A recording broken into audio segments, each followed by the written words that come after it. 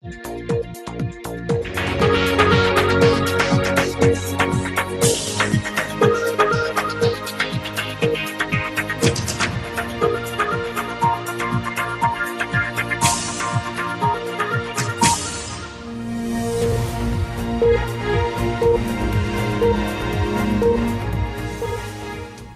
bom dia. Está no ar mais um Diálogo Aberto, seu programa de todos os domingos pela manhã, para tratar de vários assuntos de interesse de Mato Grosso do Sul, de Campo Grande e, por que não dizer, também do Brasil. E o nosso assunto de hoje é bastante polêmico. Nós vamos conversar com uma figura polêmica.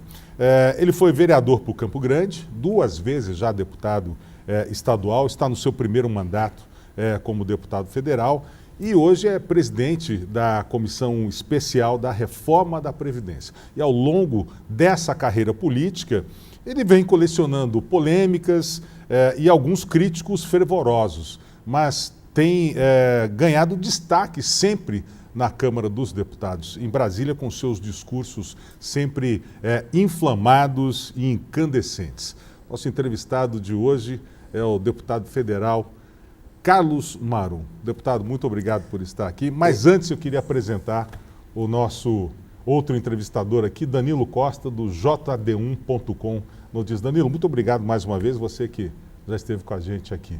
É uma honra. Vieram de 2 contra 1. 2 contra 1, deputado. Mas para o senhor... Vamos lá. Para o senhor não é problema, pelo que a gente tem assistido, né? 500 contra 1 lá naquela Câmara, 2 contra 1 é café pequeno. Mas, deputado, aproveitando então essa abertura, o senhor se considera uma pessoa, um político briguento, brigão? Não sou. Até na verdade eu sou uma pessoa pacífica, quem me conhece. Só que eu tenho determinadas posições, eu valorizo muito a coerência e a coragem. Tá? São 2 coisas que eu valorizo muito. O cidadão que é coerente e o cidadão que é corajoso para efetivamente defender o seu pensamento coerente. E isso faz com que se estabeleça, em muitos momentos, alguns conflitos, algumas discussões.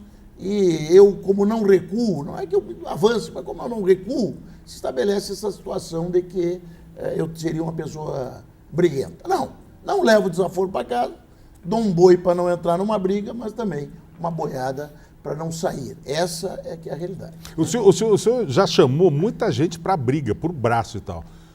Com quem que o senhor definitivamente sairia para as vias de fato? Não é verdade. Rapaz, faz tempo que eu até treino um boxezinho de vez em quando, mas fazem anos que eu não chego, não tenho a necessidade de chegar às vias de fato com ninguém. Tá? Quem eu chegaria hoje? Um pústula que mora no meu condomínio e que, se aproveitando do fato de eu estar em Brasília, ofendeu a minha mulher pelo WhatsApp. Ofendeu a mim, dirigido à minha mulher. Quer dizer, esse é um que eu tinha efetivamente vontade de surrar, porque é o que merece um vagabundo desse. Então, em Brasília tem alguém? Em Brasília eu queria saber se tem Brasília, está muito comentada essa conversa, esse conflito meu com o Renan. Tá? O senador Renan, eu acho que quando ele acorda e esquece de tomar o Lexotan dele, alguma coisa assim, ele veio pegando o hábito de chegar na tribuna e me agredir. Haja visto o momento que nós dizemos, reforma da Previdência, eu sou uma pessoa que tem objetivo, penso que isso é importante para o país. Eu fiquei aí cerca de uns 30 dias sem reagir às suas provocações. Porque, afinal, tínhamos esperança de que ele caísse na real, se voltasse para o partido, se voltasse para o interesse do país e viesse até nos apoiar. E, inclusive, a pedido do presidente Temer, que pediu que eu não avançasse nesse conflito com ele. Eu, na semana passada, diante de mais uma provocação, eu reagi da tribuna, tá? Obviamente disse coisas que ele não gostaria de ouvir, soube que isso teve uma grande repercussão em Alagoas. Eu, sábado, estava tomando café da manhã, tá? E no hotel, e daqui a pouco, o cidadão numa mesa me olhando. Eu digo, pronto, achei para mim, vai acontecer agora no café. Me olhava, né? Daí a pouco ele levantou e veio. Ele levantou quando ele chegou a uma meia distância, os sentados, sim, né? Para parar ali, que é? Para não deixar chegar muito perto chegar também, perto. que eu estou sentado. Eles, não, eu gostaria de cumprimentá-lo. Digo, bom, então, bem-vindo seja. Aí, recebi, não, eu sou alagoano, vim ontem de Alagoas, sou advogado, me deu um cartão, inclusive, com um elogio. Sou advogado fulano, deu o nome, e quero dizer que os alagoanos honrados estão com o senhor nessa briga contra esse Renan, esse cara. Aí eu disse, mas isso aí já chegou em Alagoas? Ele me disse, olha, é só o que se fala em Alagoas, saiu em capa de jornal, é só o que fala lá em Alagoas. Quer dizer, depende do jeito que o senador vier, eu não sei como ele volta agora, depois dessa repercussão, ele deve ter passado o fim de semana, tá? Mas eu não sou mais, já há muito tempo que eu já estou velho, pô, já não estou mais, e idade está brigando e já passei desse tempo, né? Tá certo. Deputado, a sua atuação parlamentar, para um parlamentar de primeiro mandato, ela é bastante divulgada. O senhor está na mídia nacional praticamente todos os dias. É difícil abrir um jornal ou ligar o noticiário que o senhor não esteja nele. Se nós vivêssemos uma época de calmaria, nós não estivéssemos num período de crise, o senhor teria o mesmo brilho? O senhor é um deputado que ganha espaço apenas em função das contendas, das disputas do parlamento? Não, você veja bem, nós temos que... Eu tenho uma trajetória na Câmara em 2 anos que realmente ela é surpreendente, modéstia à parte, para um deputado de primeiro mandato. Tá? Isso vem muito de uma condição que eu tive. Eu cheguei lá e disse, eu sou deputado como qualquer um aqui. Quer dizer, as pessoas que votaram em mim não votaram para ter lá um subdeputado, porque só estava chegando agora. Fui o segundo mais votado aqui em Mato Grosso do Sul, só fiquei atrás do Zeca e cheguei lá. Tá? Então, até esse dia, um deputado do Pará, Priante, disse assim, rapaz, esse barão chegou aqui, vou comentar, na primeira intervenção dele eu falei pro Zé, pro João Arruda, que estava do lado, esse aqui chegou para marcar, que na primeira intervenção que eu tive, eu não era deputado ainda, eu não tinha tomado posse, eu fui lá para uma reunião de bancada prévia, tá? E já fiz questão de colocar a minha posição. Então, eu não cheguei lá como um subdeputado. Muita gente diz, não, porque é de Mato Grosso do Sul, um estado pequeno, chegou agora, o cidadão tem... Não. Aí, CPI da Petrobras.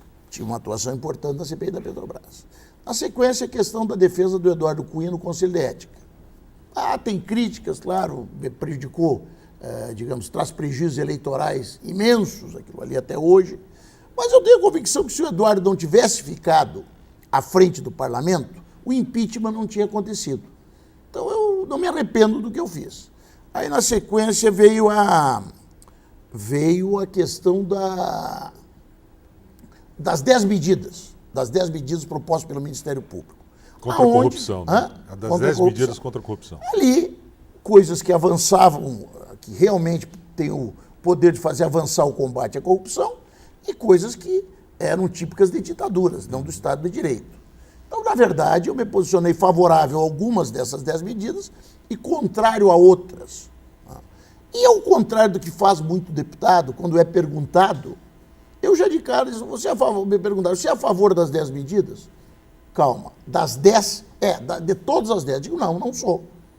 Os outros dirão, talvez, pode ser, e eu já de pronto me coloquei, porque eu não sou favorável ao fim do habeas corpus, eu não sou favorável, como queria o Ministério Público, lá, os procuradores, lá, favorável, por exemplo, à validação da prova ilícita, eu não sou favorável ao tal teste de integridade que eles estavam propondo, haviam questões ali, né, com as quais eu não concordava até como advogado que sou. E aquilo também me colocou no centro de uma polêmica, até no momento em que nós, por exemplo, eu fiz uma emenda que criminalizou a violação da prerrogativa dos advogados.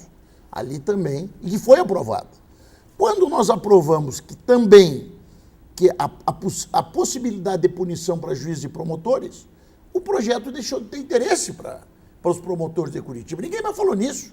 Eles, ao contrário, correram ao Fux e pediram que o ministro Fux encerrasse essa tramitação, e de lá para cá ninguém mais falou. Mesmo tendo sido aprovados ali por nós da Câmara, aspectos importantes que estariam facilitando hoje o combate à corrupção. Quando surgiu a possibilidade de punição também de juízes e promotores criminosos que efetivamente, dolosamente, cometessem crimes, foi retirado o apoio. Ali tinha a criminalização do Caixa 2, ali tinha... É isso que eu ia perguntar. O senhor é a favor, então, do Caixa 2? O senhor foi contra a criminalização. Não, quer dizer, fui a o senhor favor acha que o Caixa 2 realmente ele eu sou pode a favor existir? da criminalização do Caixa 2. Sou a favor da criminalização do Caixa 2 e a favor da criminalização do enriquecimento ilícito. Só que eu não sou hipócrita para não saber, eu sou advogado, qualquer segundonista de direito sabe, que a partir do momento que você criminalizar o Caixa 2, ele fica crime para frente e deixa de ser crime para trás. Então isso é óbvio, isso é do direito, qualquer promotor sabe isso. Só que o Ministério Público que propôs a criminalização do Caixa 2 não teve coragem de admitir isso. Quer dizer, fica o Caixa 2 para trás como uma irregularidade, como é hoje. Eu sou favorável ao quê? Criminaliza o Caixa 2, criminaliza o enriquecimento ilícito. Criminaliza o enriquecimento ilícito. É uma questão até para o advogado é dura, porque ele inverte o ônus da prova. Se você é pego rico e existe suspeita, você tem que provar como enriqueceu. Então, um funcionário público ganha 8 mil por mês, quando vê, está visto Afonso Pena passeando de Ferrari. Opa, alto lá, como é que tu comprou essa Ferrari? Não te interessa. Prova que eu roubei para comprar. Né? Inverte o ônus da prova. Não. Sim. Como é que tu comprou essa Ferrari? Ah, não sei. É crime ter a Ferrari se tu... Passa a ser crime você ter uma Ferrari se você não tem como provar como comprou aquela Ferrari. Estou dando um exemplo. Por meios lícitos. Eu sou favorável a isso. Até dizer, se nós avançarmos nisso aqui, já é um grande avanço no combate à corrupção. Não. O Ministério Público ficou batendo nas 10 medidas, 10 medidas, 10 medidas. E quando nós transformamos as 10, tiramos algumas, reduzimos para 6, digamos, e colocamos mais uma, que era a possibilidade de punição, né? A turma de Curitiba, que era quem empurrava, retirou o apoio às 10 medidas. Eu penso que esse é um erro do processo. Uma operação com potencial da Lava Jato, que muda o país. A política do Brasil mudou. Mas eles fazem um muro aonde se trata da política, mas não se passa para a sociedade. Quer dizer, as pessoas que estão lá fazendo essa operação, que tem méritos, não aceitam que se discute, por exemplo, seus supersalários. Não aceitam que se discute algumas imoralidades que existem nos ganhos de alguns, repito, não generalizo, mas que ganham acima. Isso não pode ser discutido. Auxílio moradia dobrado. Um promotor casa com uma juíza, os dois ganham auxílio moradia. Mas uma discussão também sobre o foro privilegiado. O senhor acha que olha, o foro privilegiado... deve acabar, não deve acabar? Eu sou a favor do fim do foro privilegiado, desde que ele venha junto com uma lei dura de abuso de autoridade e tenho preocupação com o ativismo político do judiciário. Nós temos decisões do judiciário que hoje são resultantes das convicções políticas de magistrados e promotores. Esse ativismo político, ele praticamente impede que você, de pronto, abra a mão completamente do foro privilegiado. Daqui a pouco quer alterar uma votação lá em Brasília, que está por 3, 4 votos, você determina a prisão, digamos, de 8 deputados. Não pode ser assim, a coisa tem que ser pensada. Então, diante desse ativismo, e sem uma lei que realmente puna o abuso de autoridade, tá? Eu não sou favorável. Até porque você vai ver, porque quem mais tem foro privilegiado do Brasil são os membros do judiciário. Ou você imagina o juiz de Itacuru processando um ministro do STF, se ele não for o presidente da corte? Que é o que vai... Quem é que tem foro privilegiado? Ou você admira o juiz de Porto Murtinho processando um desembargador? Essas pessoas têm foro privilegiado. Foro privilegiado existe mais no judiciário do que no legislativo e no executivo. Bom, a gente vai fazer um pequeno intervalo agora, daqui a pouco nós voltamos com essa conversa calorosa aqui com o deputado federal Carlos Marum. Nós voltamos em instantes.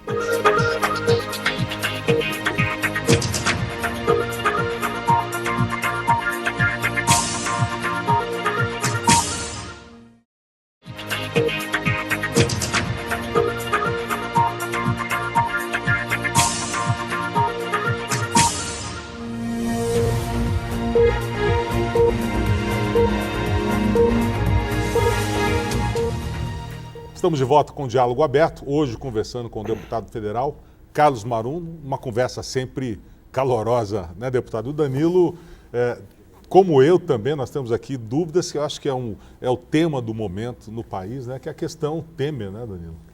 Deputado, sim, Og. A gravação do JBS, do empresário Joesley, na casa do presidente da República, Michel Temer, ela parece ter sido editada, há evidências fortes nessa direção, porém, há uma coisa que é de difícil entendimento. O que o empresário está fazendo 10h30, 11 horas da noite na casa do presidente da República, fora da agenda, sem se identificar? Ele é membro da família do presidente? Que grau de intimidade que leva a uma situação dessa? Independente da gravação ter sido editada ou mexida, a visita do empresário Joesley ao presidente, ela não é superlativa? Eu acredito que o presidente Temer errou. Acredito que o presidente Temer errou em receber, não errou, erra quando recebe pessoas até meia-noite, meia-noite ou até mais, na residência oficial, que hoje é o Palácio de Jaburu. Isso é um hábito dele. É um hábito que vem da Câmara. Por exemplo, nós temos esse hábito. Nós vamos normalmente até 10, 11 horas da noite, e depois é que nós vamos. Então, às vezes saímos da Câmara, vamos conversar com o presidente Temer, ele está lá. Vamos nos reunir. Então, isso é um hábito muito do parlamento, porque o parlamento trabalha até tarde. Você não chega lá 8 horas da noite e os parlamentares já estão em casa vendo televisão. Não existe isso. Você sabe, vocês frequentam, conhecem. Sim. O presidente tem esse hábito. E esse hábito se consolidou até meia-noite e tal. Quase que a gente pode chegar lá no Jaburu. Quase que se pode chegar ao Jaburu, que ele, estando presente, recebe as pessoas. Isso não pode ser assim. Isso não pode ser assim. Então, esse recebimento fora de hora, ele não é uma coisa excepcional. Não recebeu o Joesley. Ele recebe empresários, recebe políticos, recebe magistrados, em horário após o encerramento da agenda lá no Palácio do Planalto. Desse dia que ele recebeu, ele saiu, foi numa festa de aniversário de anos, número X de anos de atividade jornalística do Noblar, e saiu de lá, foi para o Jaburu e recebeu o Joesley. Então, errou. Agora não erra mais, quer dizer, 8 horas está lá cuidando dos filhos, deve dar um tédio também, está cuidando do filho, ele tem um menino lá que é o Michelzinho, né? Então está cuidando do filho, deve estar num tédio louco também, né? Porque a política, ela traz uma adrenalina para dentro, que nós acabamos viciados em adrenalina. A gente chega uma hora que por exemplo, nós saímos lá onde é que vamos reunir, o que vamos fazer, que fica essa situação. Daí para frente, uma série de situações aconteceram. Tá? Primeiro, a gravação. Existe a primeira dúvida. A conversa com o Ministério Público começou antes do Joesley levar a gravação ou não? Sustenta o Ministério Público Federal, através do procurador Janot, que a conversa começou ali. Aí nós temos 2 aspectos em contrário. Primeiro, a cooptação de 2 procuradores pela organização criminosa chamada JBS. 2 procuradores, um da extrema confiança do procurador Janot, foram cooptados pela JBS. Um, inclusive, está preso.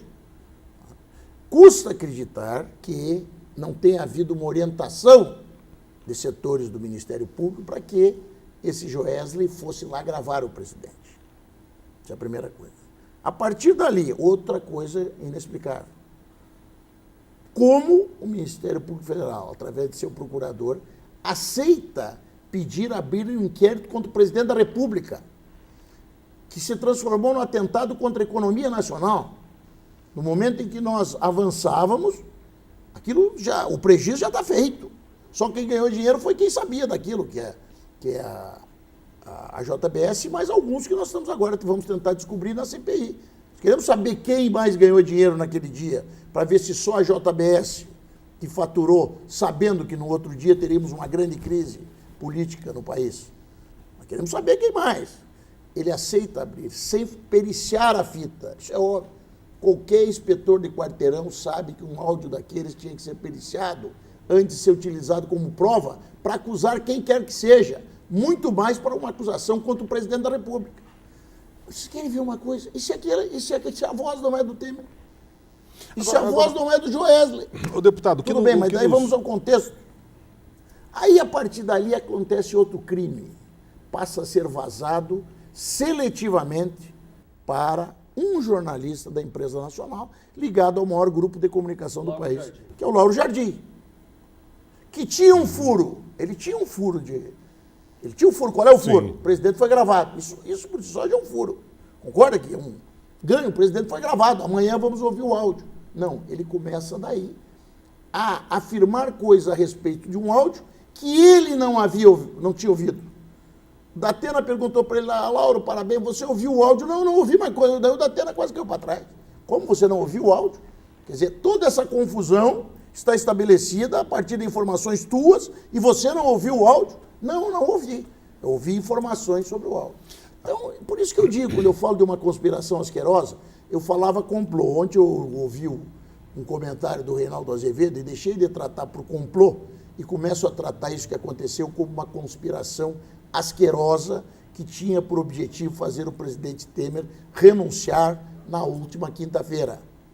E vou dizer uma coisa, quase que isso aconteceu, tal o abalo do presidente em relação aos fatos que aconteceram. Mas, ô deputado, no nosso entendimento aqui, Sim. pelo menos, o que nos parece é o seguinte, será que o presidente Temer não teria pecado, cometido o erro, pelo menos, não de tê-lo recebido, não de ter aparecido nas gravações, independente de serem uma montagem ou não as gravações, será que só pelo fato do presidente estar diante de um criminoso confesso, porque nas gravações aparecem que Joesley relatava que comprou juízes, que comprou silêncio, inclusive do seu amigo Eduardo Cunha, ou seja, só de procuradores, ou seja, pelo fato dele estar ouvindo aquilo e não ter tomado uma providência, o presidente já não teria ali uma porcentagem de culpa na questão? Vamos à realidade.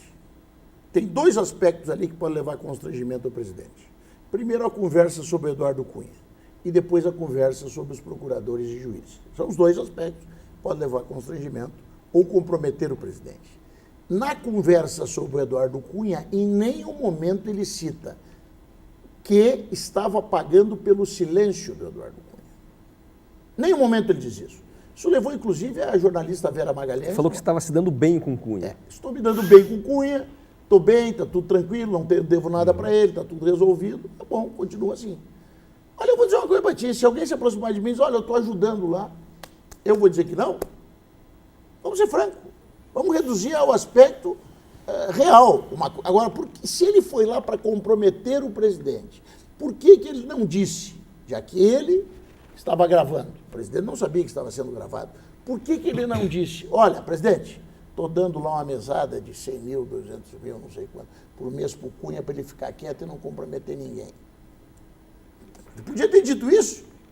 Por que ele não disse isso se ele foi lá para comprometer o presidente? Se ele era o agente, se ele tinha o comando do processo, ele sabia que estava com o gravador no bolso.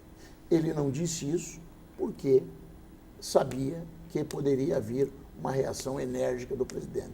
Então ele tentou comprometer, mas na verdade não comprometeu, que em nenhum momento ele disse. Na gravação que ele fez, ele sabia. Uhum. Aí depois veio a questão dele ter acusado, dele ter dito que estava... E também não falou em dinheiro. Juízes ou procuradores. Não falou que comprou. Diz, olha, acho que está indo segurando bem. Segurando um juiz. Aí. Segurando, daqui a pouco, segurou um processo. Como existem vários momentos que na estratégia de defesa existe o segurar, existe o adiar. Isso é do jogo do processo. Então, e outra coisa, até o momento que ele esteve lá com o presidente, ele não era um criminoso confesso. Ele era um investigado. Investigados são muitos que serão provados. Existem muitas investigações que resultam na inocência. Era um grande empresário, tido como tal, investigado, como são muitos empresários. Tá? Mas o presidente, até como é um homem, um constitucionalista, sabe que na fase da investigação ninguém é culpado e que não caberia ao presidente transformar o empresário, porque é investigado, num pária. Até porque muitos empresários que estão sendo investigados, ao final, será provado a sua inocência. Então, o presidente desse processo, Quando ele fala, daí ele fala dos procuradores. Mas vamos ver o contrário. O presidente sai dali, olha, Joesley teve aqui, disse que está comprando gente do Judiciário e está comprando gente do Ministério Público. Aí o Joesley diz, não, eu não disse nada disso. Fica a palavra de um contra o outro, o que vão dizer? Temer está querendo sufocar a Lava Jato. Temer está querendo desmoralizar a Lava Jato, porque aqui é assim, né? Qualquer coisa que tu faça que não é exatamente de acordo com o script que quer, você quer comprometer a Lava Jato. O presidente Temer seria acusado disso. Entendeu que era um mentiroso e realmente depois ele disse que era mentira que ele tinha comprado o juiz. Quer dizer, o presidente ainda ia cair nesse bico, ia acabar acusando juízes, sendo que ele mesmo, não, o juiz era só para tentar constranger. Então, o que eu penso disso tudo, é claro que você ouve uma fita daquelas, muitas vezes são destacados aspectos, mas na fita, mesmo no que sobra desse festival de edições que não presta como prova, porque uma fita de 40 minutos, faltam 6 e tem cerca de 50 edições, isso não presta para nada. A princípio não se Certo? prova, né? Certo? Não presta para nada. Mas, mesmo que está ali, no lugar de provar a culpa do presidente, ela prova a idoneidade do presidente. O presidente ficou 40 minutos conversando com um delinquente que queria comprometê-lo. E ele causou constrangimento, mas não tirou do presidente uma única palavra realmente constrangedora. Quem consegue sentar 40 minutos com um bandido desse porte que não se sabia que era bandido, ficou sabendo depois, 40 minutos sem nada que realmente comprometa, se ele está lá para comprometê-lo. Deputado, essa questão da delação tem um outro aspecto também, que ela assusta a opinião pública. Ela se refere a um período pré-determinado para frente. E para trás, aonde chegaríamos nos governos do PT, não tem referência nenhuma. Não. A delação, ela pode ser só sobre um período e não sobre o conjunto da obra? Quer dizer, não houve nada errado na relação do JBS com o governo Lula, com o governo Dilma. Pelo menos é essa a impressão que passa, né? Só ter vazado Isso é uma delação ou ela é uma peça de um partido contra o outro? Essa é a grande questão. Pouca gente tem coragem de dizer o que eu vou dizer agora, porque realmente não é fácil você ter um enfrentamento desse tamanho. Mas quem tem que dar explicações hoje para a nação é o procurador Janot. O procurador Janot hoje tem que dar e prestar explicações à nação. Primeiro, por que não perichou a fita? Segundo, por que ele teve, sob seu comando, como colaborador, um empresário que não enriqueceu, já era rico, mas se transformou num dos maiores empresários do mundo durante o governo do PT, e ele não mandou gravar ninguém do PT? Por que ele foi atrás de Aécio Neves, atrás de Rocha Loures? Por que não foi gravar o Lula? Ou não solicitou essas gravações, não é solicitar, ele poderia. Eles fizeram uma operação controlada, eles que mandavam o que o... Operação controlada é assim, agora tu vai lá e tenta gravar o Lula. Por que não tentaram gravar o Lula? Por que não tentaram gravar a Dilma? Por que não tentaram gravar o Manteiga?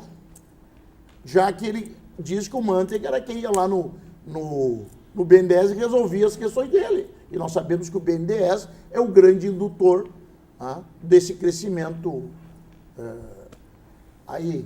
Você acha que é um complô, então, contra o presidente? Eu acho o seguinte, que essas explicações têm que ser dadas. Esse ativismo político, ele não era. Por que não... Vem cá, existe uma grande possibilidade hoje do presidente Lula ser absolvido no caso do triplex lá ali. Por que existe? Eu falei com o Moro? Não, eu li o processo. Processo frágil. O Ministério Público atua mal ali. Por quê? Fico preocupado em discutir 10 medidas contra a corrupção, aí quando pode o procurador, daí já não vale as medidas contra a corrupção, e daí quando vão apresentar as provas, mostra um data show. E quando pergunto o que tem de prova, não, nós não temos prova, temos convicções. Aí ficam batendo que tem que ir indúbia pro societar, não pode ser indúbia pro réu. Certo? Quer dizer, não vão conseguir condenar. Podiam aí ter tirado uma prova. Por que não tiraram? Então, essa questão tem que ser explicada. Tem que ser explicada à nação. Também, porque essa prevenção em relação ao ministro Fachin? É óbvio que isso não é Lava Jato. Lava Jato é Petrobras e e as ramificações do escândalo da Petrobras. Você misturar a JBL, ou então o ministro Fachin, ele é prefeito de todos os cargos de corrupção do Brasil. Claro que não. Esse caso não deveria ter ido para o Fachin, deveria ter sido sorteado. Mas foi para o Fachin por quê? Aí nós vamos ver o Fachin, o ministro Fachin, fazendo uma grande campanha pró-Dilma na eleição de 2014, que todos já devem ter visto aquele áudio, senão gostaria até que tu colocasse aí, se fosse o caso, para as pessoas saberem do que eu estou falando. Okay. Aí você vai, o ministro Fachin recebe o inquérito e eu tenho certeza que o ministro Fachin achou que aquela fita era periciada. Ele nem disse isso, ele não mandou de volta para a perícia. Ele disse, não há motivo aqui para abrir inquérito contra o presidente. Aí o procurador Janot volta à carga, sem fato novo, e ele decide abrir esse inquérito, sem fato novo nenhum. Só acrescentando, não, todos são iguais perante a lei, todos podem. E ele reabre o inquérito. Que motivo fez com que o ministro Fachin alterasse a sua convicção entre uma decisão e outra? Isso tudo tem que ser esclarecido à nação. Eu penso que foi um grande complô. Agora eu chamo de conspiração asquerosa. Mas, no mínimo, de forma culposa, se não dolosa, muita gente participou de um caldo de cultura que quase leva o presidente. Quase depois do Só um presidente. minutinho, deputado, vamos fazer mais uma pequena pausa? Ah, é? Daqui a pouco a gente volta conversando aqui com o deputado federal Carlos Marum.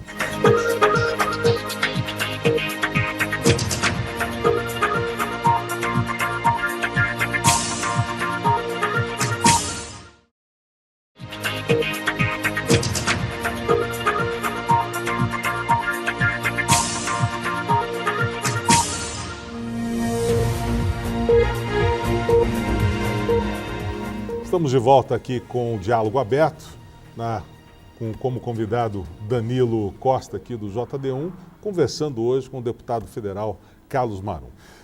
Deputado, voltando a falar do assunto da situação do presidente Michel Temer, o senhor já disse que pode ter sido um complô ou uma conspiração asquerosa, como o senhor disse. Mas qual seria a saída, já que a imagem política, nesse momento, ficou abalada? O presidente já tem, pelo menos, 8 pedidos de impeachment já protocolados em Brasília. O que o senhor acha que deve acontecer? Qual é o passo, o que o senhor prevê que pode acontecer a partir de agora? Bom, existe o que pode acontecer, existe em relação àquilo que eu penso que seria melhor para o país que acontecesse. Primeiro, renunciar o presidente não vai. Isso é caso encerrado, quer dizer, esse ponto da conspiração asquerosa já fracassou. Porque eu estava lá dentro do gabinete do presidente, ao mesmo tempo que se noticiava pela imprensa a renúncia iminente do presidente, pessoas, amigos, aqueles amigos, né, muito amigos, como dizia o Gardelon, assim, do Jô Soares, né, iam lá e o aconselhavam a renunciar. Então, isso foi abalando o presidente, a ponto de chegar no momento de a gente ter até que falar com convicção e alto lá dentro daquele gabinete. E hoje eu tenho a mais absoluta convicção que o presidente não renuncia. Então, isso está afastado. Isso está afastado. Impeachment. Impeachment não vai acontecer. Primeiro, porque são impeachments imprestáveis. Porque se baseiam não num inquérito concluído, não, se baseiam num áudio forjado. Essa é a realidade. Ou então dizer, não, o presidente realmente recebeu o empresário. Ora, recebeu o empresário é motivo de impeachment. É ridículo. Então, são impeachments ridículos, pedidos de impeachment pirotécnicos, baseados numa prova forjada. Eu lamento que a OAB tenha embarcado nisso. A OAB, que tantas vezes tem advogados, verdadeiros advogados, não esses pirotécnicos que ficam aí querendo notícia, mas verdadeiros advogados se debatendo em processo dos tribunais contra a prova forjada, contra a prova ilícita, e lá a OAB decide pedir o impeachment do presidente da República em cima de uma fita de 40 minutos, que tem 50 edições e na onde faltam 6 minutos. Quer dizer, isso é... Então, esses impeachments são imprestáveis, e mesmo que um desses fosse um pedido razoável, ele não teria maioria na Câmara. Um presidente que está para ser impeachmentado não consegue votar num dia 6 medidas provisórias, mesmo que a oposição se retire quando se retirou. Porque tu tem que manter a maioria. Não é que a oposição sai, você tem que manter a maioria. E nós mantivemos a maioria e aprovamos 6 medidas provisórias. O governo que está para cair não faz isso. Nós vamos aprovar a reforma trabalhista. Um governo que está para cair não aprova uma reforma de tão forte impacto na nação. Então não existe possibilidade nem da renúncia e nem do impeachment. Ah, mas o TSE? TSE, nós não temos governabilidade. Não existe governabilidade no TSE. Eu entendo que já que está comprovado no processo, robustamente comprovado, a inexistência de dolo, a inexistência de ação proativa do presidente Temer e da coordenação da sua campanha de vice-presidente, em relação aos aspectos que são questionados no processo, eu entendo que a tese de cassação da presidente e manutenção do vice, ela é uma tese que merece prosperar, certo? Mas eu não posso dizer que não, isso aí já está acertado, não está acertado. Não, são magistrados que, obviamente, vão votar em conformidade com as suas convicções. Então, eu concordo quando diz, mas ele pode, podemos ter, apesar que ele é jurídico.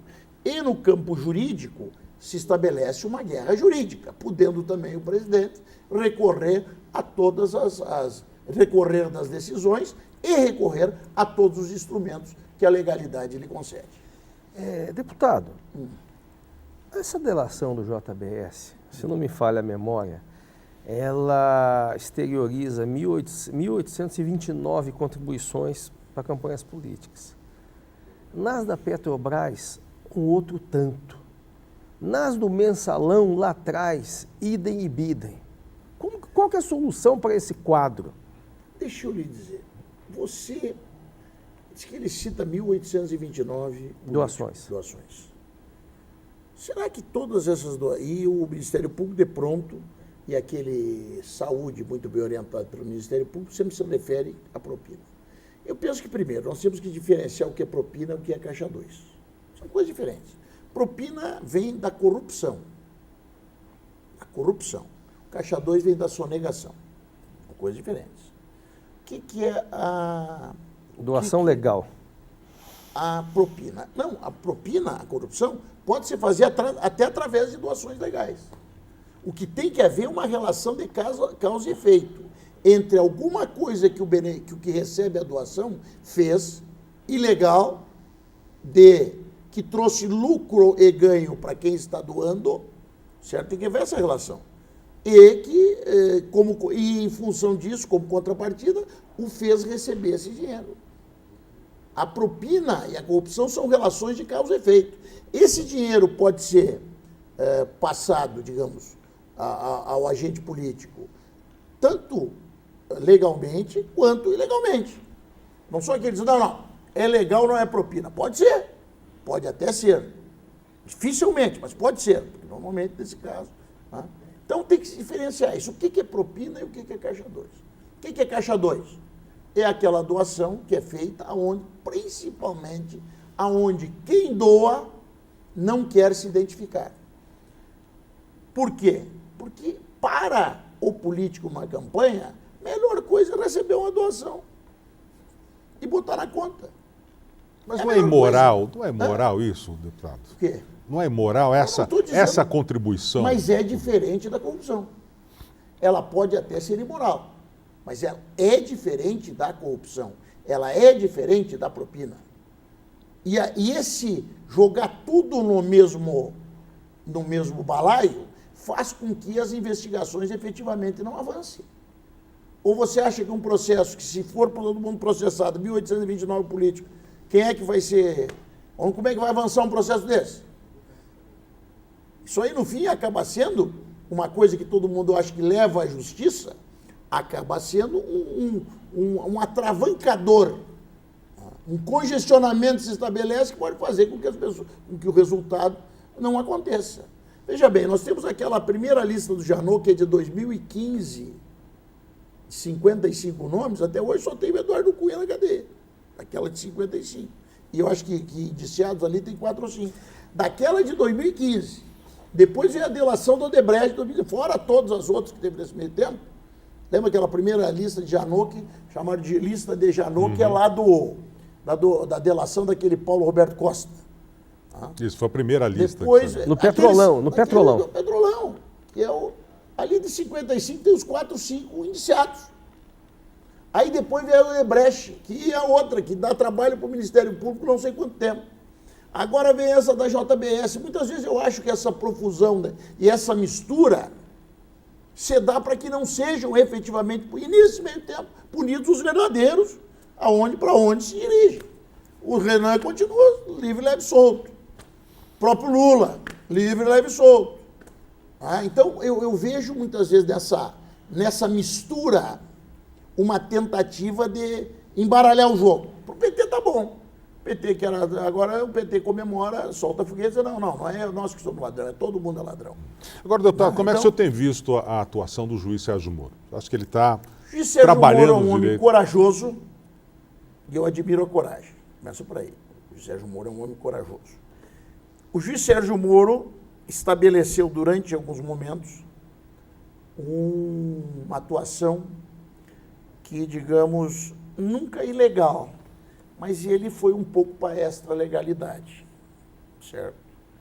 Diante do princípio da necessidade, nós vivíamos uma convulsão nas ruas, era um ambiente quase insurrecional, que até justificava isso. Então, por exemplo, 2 anos de prisão preventiva são coisas que não são típicas do Estado de Direito. Não são compatíveis com o Estado de Direito 2 anos de prisão preventiva. Isso não existe. A não ser que, efetivamente, se trata de uma pessoa que representa risco para a sociedade. Então, 2 anos de prisão preventiva.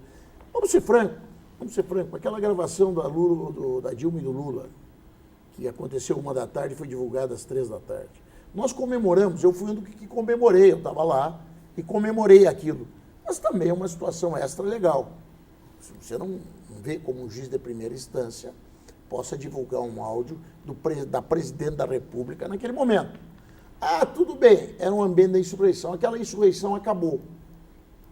Eu vejo hoje a Lava Jato com dificuldade de se adaptar ao tempo em que a Lava Jato volta a ter que atuar de acordo com a lei. E com a lei estrita, com a lei no seu aspecto literal. Então nós ainda vemos coisas. Eu entendo que o juiz Sérgio Moro sabe disso, que o poder que segurou o Sérgio Moro fazendo isso foi, na época, aquela insurreição. Aquela insurreição segurou, permitiu que ele fizesse isso. O Supremo parou o Supremo se assustou com isso e foi fazendo vistas grossas por uma série de situações. Hoje eu vejo o juiz Sérgio Moro voltando para a estrita legalidade. A absolução da esposa do Eduardo Cunha, que era absurdo, a mulher gastou. Se alguém tem que ser punido ali, é o Eduardo Cunha. Aquele processo contra ela era um processo que tinha o objetivo só de tentar levar o Eduardo a uma delação premiada. Ele absolve, surpreendentemente absolve. Eu estou para dizer para você que ele vai absolver o Lula no caso do triplex, de tão mal instruído que é aquele processo para quem quer condenar. Certo? Então, o juiz volta ao caminho da legalidade. Isso é bom. Já avançou bastante esse Lava Jato. Tem material aí para se trabalhar 10, 15 anos, se quiser trabalhar. O que eu vejo ainda é que quem se mantém naquela pirotecnia de tentar buscar apoio pela mídia, são os procuradores, que agora até já criticaram o Moro. Criticaram o Moro. Ele está sendo... Mas que está havendo uma disputa de poder. Já começam a criticar, porque o juiz Moro, como se o juiz Moro fosse refém dos seus, dos seus objetivos, dos seus desejos. Então eu penso que o juiz Moro é um homem corajoso demais, é um homem que faz parte da história do Brasil, porque a sua atuação muda a política. Acho que ele podia ter avançado e tentado mudar também a sociedade, poderia tentar atingir também as mazelas do próprio poder que ele representa. Aí ele não avançou, mas penso que ele está com o seu nome escrito positivamente na história do país. Ok, deputado, nós vamos fazer mais um pequeno intervalo, voltamos daqui a pouco.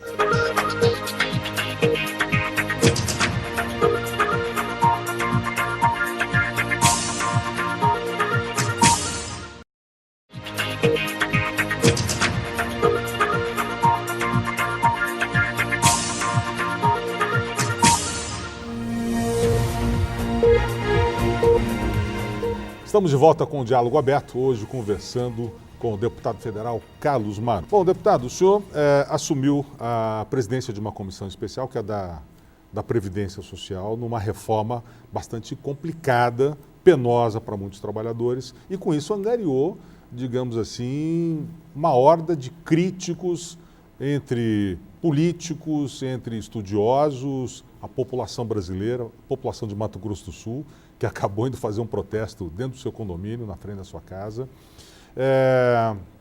O senhor é uma pessoa polêmica, se demonstrou e externou muito a sua amizade com Eduardo Cunha num momento complicado para ele, para o país, no meio de denúncias e prisões e tal. O senhor tem medo que isso possa prejudicar a sua imagem política para as próximas eleições? Olha, é possível. É possível. A eleição nós vamos avaliar no ano que vem. Quer dizer, é possível que eu tenha perdido votos, mas não perdi o sono. Certo? Não fui, em nenhum momento, atuei em momento algum de forma contrária à minha consciência. Eduardo Cunha não é necessário para o processo de impeachment. O processo que levou à cassação do Eduardo Cunha, que foi aquela questão dele mentir ou não a respeito a ter conta no exterior, até porque agora, até hoje, não apareceu uma conta bancária. Conta bancária é o seguinte, que você vai lá, faça um cheque, ou que você bote o cartão e tire dinheiro. Até hoje não apareceu nenhuma conta bancária do Eduardo Cunha, só para lembrar. O que diz que ele era beneficiário Até das agora, contas, né? Não beneficiário do Não trust é uma outra direto. forma de investimento. Tá? Não era uma conta. Então, por isso que eu dizia, ele omitiu o fato de ter o trust, ele deve ser punido, mas não com a cassação do mandato. Certo? E essa teoria eu mantenho até hoje. Eu penso que o Eduardo Cunha... Porque se for cassado, como é que pode? Está o Renan lá, está toda essa turma do PT lá, tá todo, e o Renan e o Eduardo Cunha. O Eduardo Cunha foi cassado porque cassou a Dilma. E eu vi isso. E não mudei de posição, porque daí é berço. Aí é outra coisa. Não sou vira-casaca. Muita gente aí recebe aplauso por virar casaca. Eu não sou. Se eu precisar fazer um mandato contrariando aquilo que eu acho certo, em função de... para ter o outro, eu estrago um mandato para ter o outro, então não tenho outro. Então, fiz. Não sou amigo do Eduardo Cunha. Amigo é o seguinte, você sai para jantar, você nunca... Tive uma viagem, nunca jantei com ele, a esposa e a minha esposa. Mas nunca. Visitá-lo no Natal não sugere uma amizade no Natal próxima? Foi uma atitude política, certo? Uma atitude política. Fui lá porque acho que uma pessoa, não é porque a pessoa deixou de ter poder, não é porque a pessoa está vivendo um momento que ela deva ser abandonada. Então aquilo foi uma visita, não foi uma visita, foi uma visita que teve um caráter político, essa é a realidade. Ou seja, te defende, responde, paga o que os eventuais crimes que você cometeu, mas você, em alguns aspectos, foi positivo para o Brasil e, por isso, merece sim receber uma visita natalina. E o senhor visitaria novamente? Talvez o visite de novo no próximo Natal. Só que lá para cá não tive mais nenhum contato com ele. Mas talvez no próximo Natal é possível, vamos ver. Mas falta ainda 8 meses, é possível que eu faça uma outra visita. Deputado. E é bem provável que eu faça, até porque eu tu está entendendo, é bem possível, é até provável que eu faça, mesmo não tive e não vou ter até lá nenhum contato com ele. Mas na época de Natal, eu sou uma pessoa que acredito no Natal, então eu talvez faça uma visita para ele nesse sentido. E você falou da reforma da Previdência, que é outro. Sim. Pessoal, bom seria se eu pudesse dizer para toda pessoa, vamos continuar do jeito que está, vamos continuar empurrando com a barriga. Tem gente que gosta de mentir para a população, eu não gosto, eu não minto. Eu penso que hoje o político tem que assumir uma postura diferente. A grande crise da política brasileira é porque o político aprendeu a mentir. Então ele vai lá e pergunta, o que o Og quer ouvir de mim?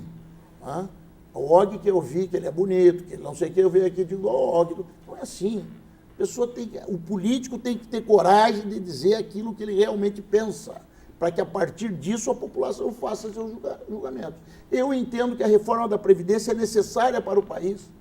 Nós vivemos mais, certo? Se Deus quiser, eu vou passar dos 85 anos. Eu vou ter que trabalhar um pouco mais. Isso é óbvio ululante. Quem é contra isso é contra o óbvio. E eu não vou ficar enganando a população, dizendo que nós vamos conseguir avançar do jeito que estamos, todo mundo se aposentando ganhando salários imensos de aposentadoria, se aposentando aí com 55 anos para sair para jogar futebol, e o Brasil, mesmo assim, vai conseguir prosperar. Mas acho que não está havendo um desequilíbrio, porque a gente tem aí aposentados, por exemplo, políticos, principalmente, ganhando 2, 3 aposentadorias, mais de 50 mil reais, 30 mil reais por mês, enquanto o trabalhador, no máximo, vai ganhar 5 mil e poucos reais. Será que não estão mexendo no lado errado da reforma? Nós estamos mexendo deputado? em tudo. Nós estamos mexendo em tudo. Mas vão acabar esses privilégios? Todo mundo vai ganhar. Nós temos uma transição que vale para todos. Ao final dessa transição, todo mundo vai ter como aposentadoria máxima, vinda do setor público, esses 5 mil reais. Mesmo as carreiras privilegiadas, deputado? Delegado, juiz, promotor, conselheiro do Tribunal de Contas, vai todo mundo ganhar 5 mil? Fim da transição. Nós temos um período de transição, que é de 20 anos, que é para todos. Certo? Ao final da transição, todo o privilégio vai ter acabado. Todos vão ter como máximo da sua remuneração da aposentadoria que vem do Estado, que paga com o orçamento do Estado, com a arrecadação do Estado, 5 mil reais. A partir daí, se você quiser ter outra aposentadoria, tu pode ter fundos privados, pode ter fundo de organização, você pode fazer um fundo de aposentadoria do Ministério Público, que daí pode complementar. Mas do Estado, daquilo que nós pagamos, você, eu, o nosso Câmara, daquilo vai ser no máximo 5 mil. Os políticos também não vão acumular mais. Essa reforma é contra o privilégio. Estou dizendo para você, eu iria me aposentar com 60 anos. E assim mesmo hoje, a aposentadoria do político, ela é no mínimo com 60 anos e é proporcional. Tem gente que lá se aposentou com um mandato. Se ele se aposentou com um mandato, é porque ele somou o tempo de atividades anteriores. Claro, trabalhou 30 anos e outra coisa, vai lá, faz uma, chegou a 35 anos, aposenta. Então não é que aposentou com um mandato. A imprensa também tem que analisar essas informações que dá à população. Não é que se aposentou com mandato, o cara tinha 30 anos de outra atividade. Chegou aos 60 anos, que é hoje. Agora vai ter que chegar a 65, que é o meu caso. Eu poderia me aposentar daqui 4 anos, agora eu vou poder me aposentar daqui 9. E assim mesmo estou lá, sendo um protagonista dessa lei. Então, é essa a situação. Sabe por que nós estamos fazendo a reforma da Previdência? Porque ela é necessária, senão eu não estaria tendo essa discussão, sendo vaiado por aqueles que querem manter o seu status quo em relação à aposentadoria. Deixava. A aposentadoria com 50 anos, parabéns, segue se aposentando. Não tem nada a ver com isso, mas não dá. Para o Brasil não dá. Deputado, na semana passada, nós tivemos aí aquela questão da delação não do Joesley, mas do Wesley. Sim. E que balançou o Mato Grosso do Sul, teve programa em rede nacional, fantástico.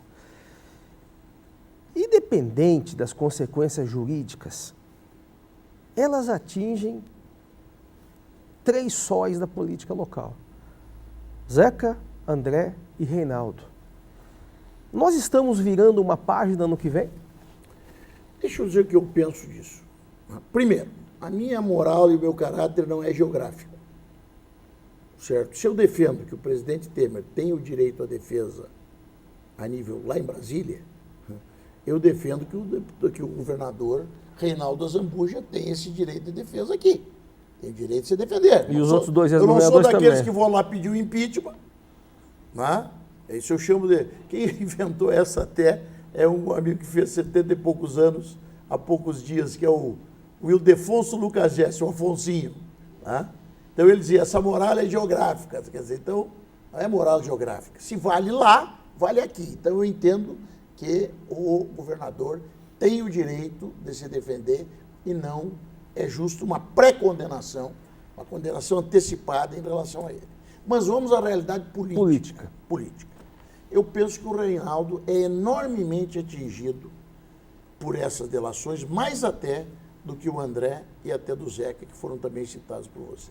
Tanto porque ele está hoje Primeiro no poder, porque ele sai né? por outra coisa, porque nunca tinha tomado porrada, vamos ser franco.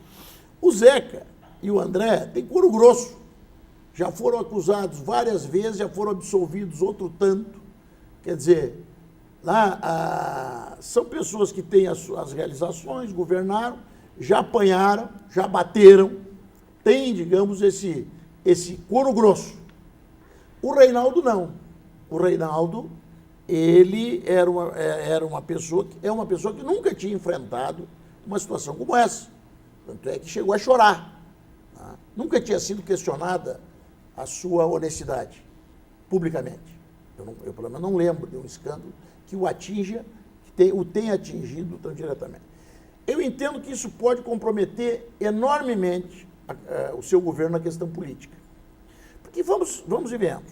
O governo do Reinaldo, ele não é um governo de realizações. Eu penso até que é um governo que se mantém em cima da imagem pessoal do Reinaldo. O Reinaldo tem uma imagem pessoal de um matutão honesto, tá? E que tenta buscar soluções simples, tá? Tenta buscar na simplicidade fazer um governo simples. E isso tem feito com que ele, mesmo com um governo frágil em realizações, mantenha uma popularidade de razoável para boa. A partir do momento que esse Exocet estoura no peito dele, eu entendo que essa imagem possa se desintegrar e penso que em se desintegrando a imagem do Reinaldo, a imagem do governo não se sustenta. Então, por isso que eu penso que essas acusações, até porque ontem o Fantástico acusou só o Reinaldo, a matéria do Fantástico acusa só o Reinaldo. Semana passada foi isso. Tá? Na semana passada, a matéria do isso, Fantástico mostra exatamente uma acusação. As delações acusam os três. Mas, eu entendo que isso pode trazer esse raquitismo político, que venha a desintegrar, e daí nós podemos ter uma eleição aonde possam, sim, surgir novos nomes. No PMDB, o André é o nosso candidato, só se ele não quiser. Essa é uma decisão dele. Ele, se quiser ser o nosso candidato, ele é o nosso candidato. Nós estamos dispostos a enfrentar o debate em relação às denúncias que lhes são feitas, né? E entendemos que temos um capital de realizações, né, positivo que nos permite esse enfrentamento da eleição. Se o André decidir não... Eu depois daquela questão da tornozeleira, daquela decisão de 1 milhão de fiança, que é uma coisa... Por isso que eu sou favorável, aí que me preocupa o ativismo político, por isso que eu sou favorável ao abuso de autoridade. Como é que pode alguém prender os bens de alguém, bloquear os bens e pedir 1 milhão de fiança? Então, quer dizer, obriga a pessoa a sair fazendo vaquinha? Mas o senhor acha que a prisão de André Putinelli foi injusta? Não, ele não chegou a ser preso. Não. Foi injusta. Ele não chegou a ser preso. Houve uma condução digo a prisão, mas ter colocado a tornozeleira. Houve uma condução coercitiva. Aí se põe uma tornozeleira. Já muito questionável. Para um homem que não foi sequer acusado ainda. O André não tem nem, ele não foi nem sequer acusado dentro do processo. Mas daí se pede a fiança de 1 milhão, no mínimo a fiança de 1 milhão. Essa é completamente absurda. Essa foge do razoável, porque se você bloqueia os bens, bloqueia os recursos e pede 1 milhão de fiança, o que é isso? Essa decisão lá é completamente fora do razoável.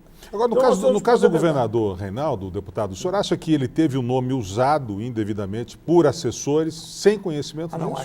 Eu não acho. Eu só sei que o governador tem razões e tem o direito de se defender. Mas não vou emitir opinião. Tá? Ele tem o direito de se defender, acredito isso. Tá? Mas eu penso que são acusações graves que terão repercussão, sim, na vida política, tanto dele quanto do governo. Bom, deputado, para a gente encerrar, nosso tempo, já estamos quase a 1 hora conversando aqui, há boatos aí de que o senhor está andando com escolta em Brasília e aqui, em Mato Grosso do Sul, o senhor está sofrendo ameaças? Na verdade, não, eu não sou. Eu tive alguma desavença mais forte com os setores dos agentes penitenciários do Rio de Janeiro. Do Rio de Janeiro, naquele momento. Isso a casa, a segurança, a Polícia Legislativa, a segurança da casa, optou por essa... Eu acredito que eles têm informantes e tal. Na verdade, queriam que depois daquela balbúrdia que nós fizemos, que eles fizeram lá na... Queriam que eu retornasse à sessão, que eu era o presidente, que eu teria o poder de retornar. E me ligaram lá do Rio de Janeiro. Lá do Rio de Janeiro, onde a boca é quente. Obviamente que eu nem cogitei disso. E daí ficou naquela conversa, mas a nossa turma está nervosa, o senhor tem que ter cuidado com isso, o senhor sabe como é que é. Não chegou a ser uma ameaça explícita, mas o que parece que depois foi detectado que havia talvez o planejamento de me dar um susto. Então, esse susto... Mas aqui também? Não com os pessoal daqui. Sim. Mas aqui também o senhor tem andado com os mas copos? veja bem, aí quem tem que cumprir a sua missão são eles. Eu fui lá e disse que não preciso. Disse, não, o senhor vai cumprir o seu papel, que nós cumprimos o nosso. Então haveria até agora uma diminuição disso aí. Também aqueles black bloc que foram lá pedir a renúncia do Temer contra a reforma da Previdência, diz que o sonho de consumo deles era me pegar. Quer dizer, então, a segurança que tinha dado uma diminuída foi novamente reforçada. Então, é até uma situação inédita, eu já tive vários embates, mas em discussão com a segurança, com a Polícia Legislativa, o senhor faça o seu trabalho que nós fazemos o nosso. E eles devem ter algum motivo para estarem colocando, digamos, não é a minha disposição, porque eu não estou pedindo, Sim. mas por estarem tomando esse cuidado em função dessa real proeminência que eu tive em função da reforma da Previdência e também agora em função dessa questão Deputado, da renúncia do Temer. o senhor Da tentativa de renúncia do Temer, que eu fui um dos que primeiro botei a cara contra. Né? Quando todo mundo foi para um lado, eu fui para lá e fui contrário. O senhor é torcedor, é fanático do Internacional, mas parece que o Colorado está gostando da segunda divisão, né? O meu medo é gostar tanto que queira ficar 3 anos sair nessa mais. segunda divisão, não sair mais de lá. Rapaz, eu tenho até... Mas eu estou gostando de não ter futebol domingo, porque daí a gente pode estender o churrasco de domingo também. Né? Não está tão ruim não ter que trancar o churrasco para assistir jogo de futebol domingo. E não chega com o coração tão apertado para trabalhar durante a semana em Brasília, né? Tá certo. Agora, deixa eu dizer uma coisa em relação aos agentes penitenciários. Foi a maior pichotada da história. Naquele dia que começou aquela confusão, eu estive com o presidente Temer e acertamos. Eu digo, é justo. A causa dos agentes é justa. Eu digo que se os policiais forem se aposentar com 100 anos, o agente penitenciário se aposenta com 100 anos. Mas não é porque tu tem uma idade diferenciada entre policiais e agentes penitenciários. E eu dialogo muito bem com o pessoal daqui. Aí o pessoal do Rio de Janeiro chegou lá, fez aquela esculhambação, fez aquele... que hoje serve de alerta para todas as ações, e só por isso que isso não está resolvido ainda, porque a solução já tinha sido até autorizada. Agora, a partir do momento que começou o quebra-quebra, os próprios deputados recuaram e não queriam mais atender.